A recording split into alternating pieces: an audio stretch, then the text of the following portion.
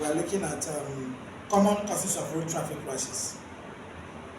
Common causes of road traffic crashes. If you go around, every day you come across one form of crash or the other.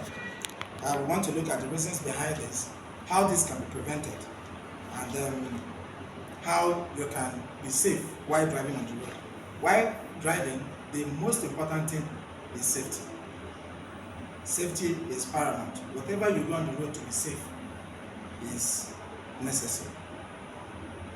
Now, what do you mean when we say causes of road traffic crashes? Let me read from the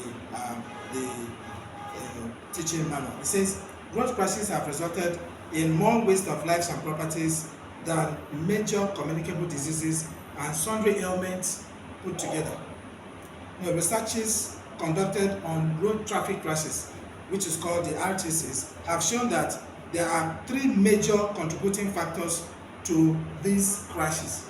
Three major contributing factors to these crashes. I'll write them on the board. And by the way, the topic is common causes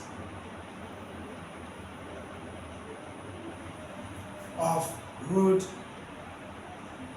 traffic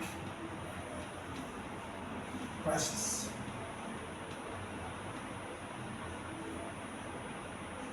Common causes of road traffic crashes. Now, number one, we said there are three major contributing factors to every crash. Any crash you see, one of these three must be present. Number one is what? The human factor. Number two, you have the mechanical factor. And then finally, you have the environmental factor. These are the three major culprits. Now I'm going to explain what is it that we do, humans, that is, that made us a part of this dangerous situation. It says, human factor alone constitutes about what?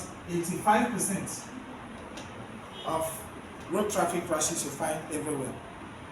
Now it means that mechanical and environmental contribute about what? 15%. These two contribute only 15%, which means this is 7.5%, and this one is what? 7.5%. It simply means that if we get the error, if we get human error correctly, if you're able to correct the problems, if you're able to correct the mistakes that humans exhibit on the road that leads to all the crashes you see, or most of the crashes you see, we would have reduced the rate of crash by 85%. So it means that if you and I decide to drive well, the road will be safe to this extent.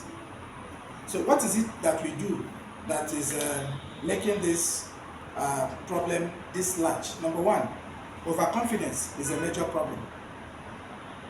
Overconfidence, overspeeding, lack of concentration, tiredness, driving under the influence of alcohol and drugs, all right? Poor vehicle care, indiscriminate parking, and dangerous overtaking. I've listed a number of things. You are going to do a research on these things I've listed. Number one, I said overconfidence. Number two, overspeeding. Number three, lack of concentration. Number four, tiredness. Number five, driving under the influence of alcohol or drugs. Number six, poor vehicle care. Number seven, indiscriminate parking. Number eight, dangerous overtaking. That is what we do. You can see that by the time people drive very carefully, it says be alert and always anticipate danger. You are driving as if you're going to crash the next minute. You'll be extremely careful. So we need not to have that level of confidence. In the area of overconfidence, it says drivers often feel that they are the masters of the road and vehicle, but tires, brakes, and the engine control the motions of the vehicle. What we do as drivers is to merely operate these controls. Okay? You can be driving and your tire can pull out. How do you control that? You can be driving and your brake can fail. How do you control that? So these are reasons why you should never have 100% confidence when you're driving, but you should always drive with all the amount of care that you have.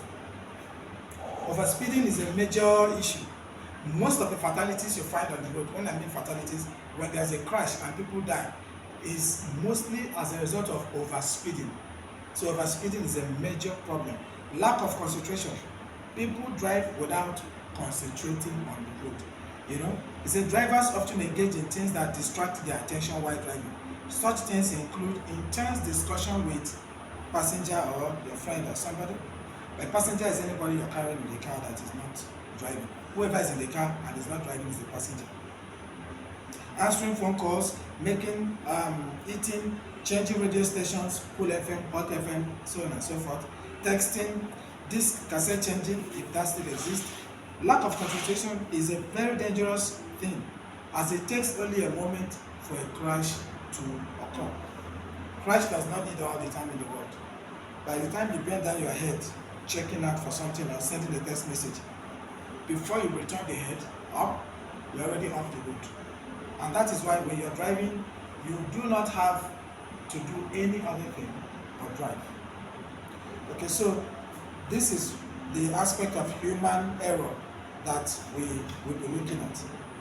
The next thing is the mechanical factors. What are these mechanical factors? Poor maintenance of vehicle can lead to crash,